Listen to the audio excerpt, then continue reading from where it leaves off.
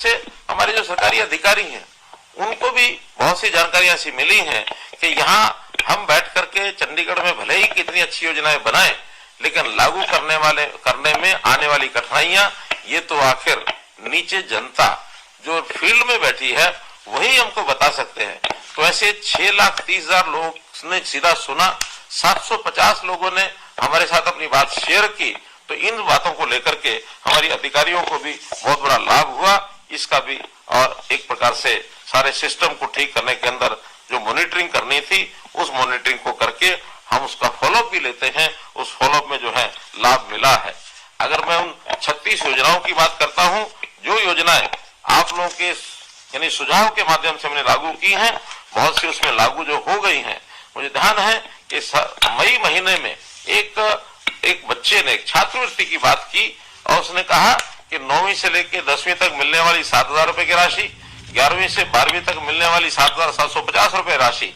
और उच्च शिक्षा के लिए 8,500 रुपए की राशि, ये 3 श्रेणियों में मिलती है। लेकिन इसके अंदर श्रम कल्याण बोर्ड द्वारा जो राशि दी जाती है वो कुछ ज्यादा है। और तब ध्यान में आया कि उसका अंतर कहीं 3,000, कहीं 2,500, कहीं 2,000। तो हमने एक साथ उसी दिन और सब योजनाओं को मिला करके ये राशि बढ़ा करके सबके लिए और 2,500 रुपया कर दी। ऐसे ही पंजीकृत श्रमिक के जो शारीरिक और मानसिक रूप से अक्षम और दिव्यांग बच्चे, उनको जो राशि मिलती थी वो 2,500 रुपए मिलती थी और उसको भी बढ़ाने की जब बात आई तो केवल इस सुझाव को सुनकर के हमने उसको भी 3,000 रुपए मासिक कर दी। 2 गांव, रेवाड़ी जिले का निमोट गांव, पलवल जिले का औरंगाबाद गांव, उसके आर्य समाज मंदिर,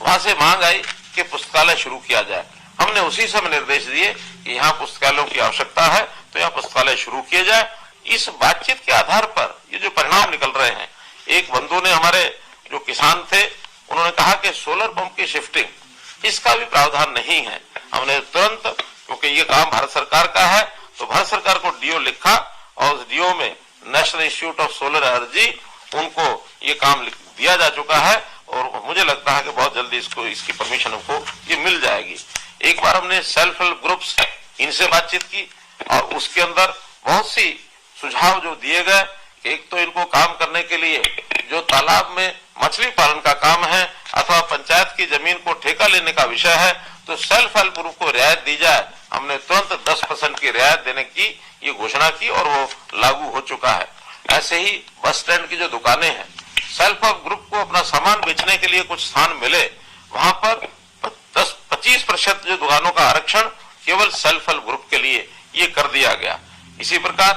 दुकानें जो नीलामी में दी जाती हैं उसमें भी सेल्फ हेल्प ग्रुप को और 10% की रियायत ये की है। तो ऐसे एक ही दिन के अंदर 4-5 जो सुझाव आए उनको हमने लागू किया।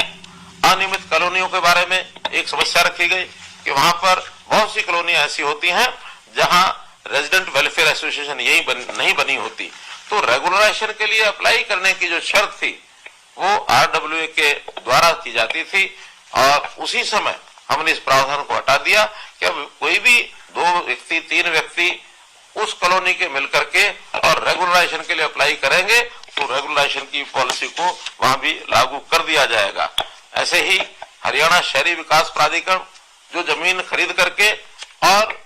यानी एक प्रकार से जो सेक्टर बनाते हैं उसमें जो उनके मकान बनते हैं तो उसका प्रॉपर्टी आईडी, क्योंकि पहले जमीन होती है 1 एकड़ के हिसाब से लिखा जाता था, मकान बनने का प्रॉपर्टी आईडी बनना आसान नहीं था। हमने तय किया कि जब तक वो खाली जमीन है तब तक तो एकड़ के हिसाब से प्रॉपर्टी आईडी बने, लेकिन जैसे ही फ्लैट बनकर के तय हो जाए तो पहले उस फ्लैट की प्रॉपर्टी आईडी वो स्वयं बनाएंगे, उसके बाद उसको अलॉट करेंगे और ये काम लागू हो चुका है। कोई डेवलपर यदि मकान बनाकर बेचेगा तो पहले वो जितने मकान बने हैं उन मकानों की वो आईडी बनवाएगा और प्रॉपर्टी आईडी बनने के बाद ही उसको लागू करेंगे। एक विषय था कि प्रगतिशील किसानों से जो बातचीत हुई, उन्होंने कहा कि वियतनाम में ट्रेनिंग पर बहुत से किसान जाना चाहते हैं। तुरंत हमने